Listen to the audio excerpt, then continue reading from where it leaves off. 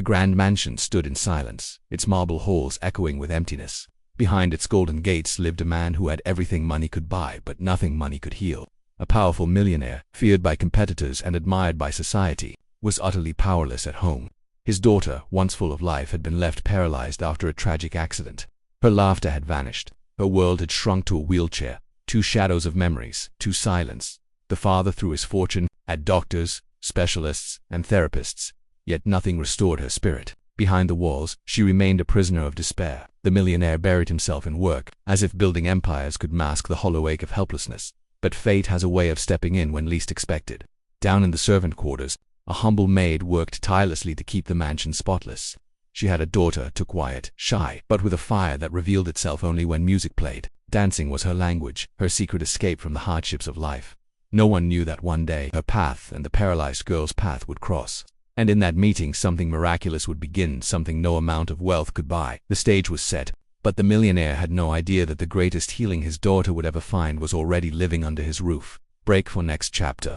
The maid's daughter often accompanied her mother to work, waiting quietly in corners, sketching in old notebooks, humming softly. One afternoon, while wandering near the garden terrace, she noticed the millionaire's daughter sitting motionless by the window. Their eyes met briefly, one filled with despair, the other with curiosity. Days passed, and the maid's daughter began to leave little drawings where the girl could see them, simple sketches of flowers, stars, and dancers in motion.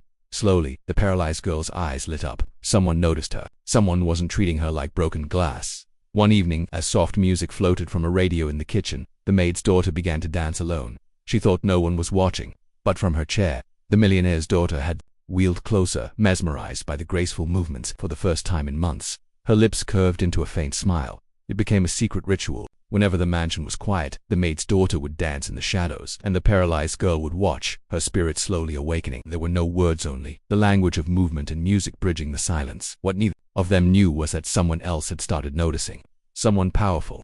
Someone who would soon intervene. Break for next chapter. The millionaire, returning home earlier than usual one evening, moved through his mansion's halls. He was accustomed to silence, to seeing his daughter sitting still, lost in her chair. But that day, faint music and laughter echoed down the corridor. He froze, pushing the door open. He saw something he hadn't seen in months. His daughter's eyes shone with joy. Her lips parted in laughter as she clapped weakly along to the maid's daughter twirling and spinning before her. For the first time, the wheelchair wasn't a cage, it was simply a seat at a private performance. The millionaire's first reaction was anger. Who dared enter his daughter's world without permission?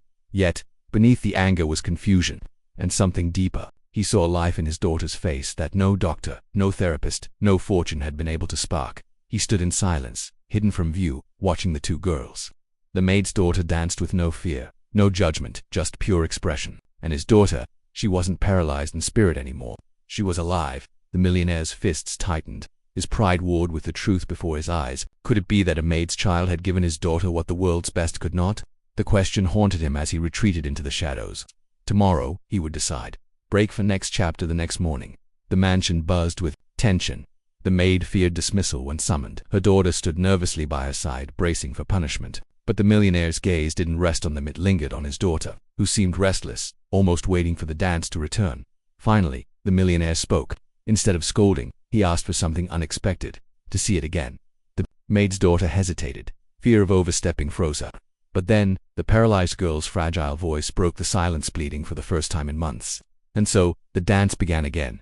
In the golden light of morning, the humble girl spun, her feet whispering against the marble floor. The millionaire watched, his stern exterior cracking as he saw the undeniable joy radiating from his daughter. Tears pricked his eyes, though he tried to hide them. When the music stopped, silence fell heavy. But something irreversible had happened. The wall between wealth and poverty, between despair and hope, had been shattered by the rhythm of a dance.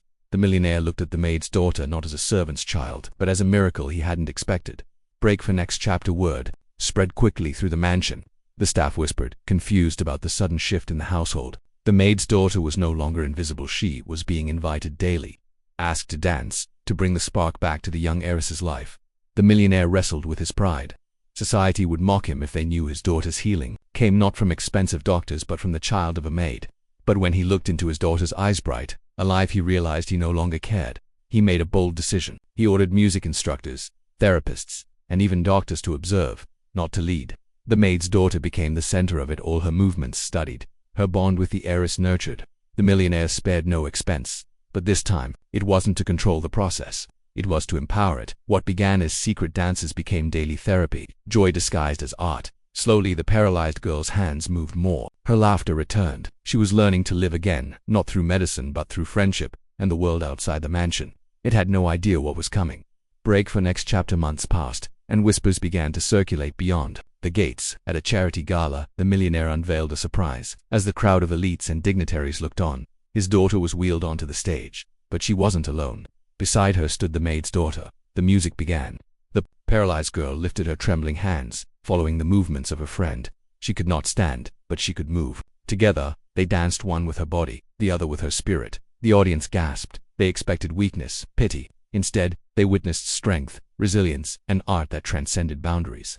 The millionaire stood proudly before them, declaring that true wealth wasn't in money, but in moments like this, moments born from unexpected places, from people society often overlooked. The maid's daughter had not only restored his child's will to life, she had reminded him of his own humanity. From that day, the millionaire ensured her future, education, opportunities. Doors once locked by status all opened for her, not as charity but as recognition of the gift she had given. And those who watched, they were stunned, not by wealth, not by power, but by the undeniable truth. Sometimes, the smallest, humblest soul carries the greatest miracle. The end.